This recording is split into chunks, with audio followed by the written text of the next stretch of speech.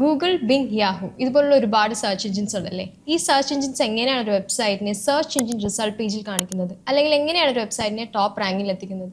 Yes, let's discuss about the working of search engine. Search engine works in 3 key steps: crawling, indexing and ranking. First one, crawling. ഓരോ search എഞ്ചിനും ഒരു tiny programmes ഉണ്ട്. അതാണ് crawlers അല്ലെങ്കിൽ spiders. Search engine ഡാറ്റാബേസിൽ add ചെയ്യാൻ വേണ്ടിയിട്ട് ഈ search എഞ്ചിൻസെ crawlers അല്ലെങ്കിൽ സ്പൈഡേഴ്സ് ഒരു വെബ്സൈറ്റിൽ വന്ന് ഫുൾ സ്കാൻ ചെയ്ത് ഒരു പേജിലുള്ള കോണ്ടന്റിനെ പറ്റിയുള്ള informations like text, images, video etcetera എല്ലാം എടുക്കും. ഈ പ്രോസസ്സിനെയാണ് ക്രോളിംഗ് എന്ന് പറയുന്നത്. Next is indexing. ഈ സ്പൈഡേഴ്സ് അല്ലെങ്കിൽ ക്രോളേഴ്സ് ഒരു കോണ്ടന്റ് ഫൈൻഡ് ചെയ്ത് കഴിഞ്ഞാൽ സെർച്ച് എഞ്ചിൻസിൽ അനലൈസ് ചെയ്യും, കാറ്റഗറൈസ് ചെയ്യുകയും ചെയ്യും.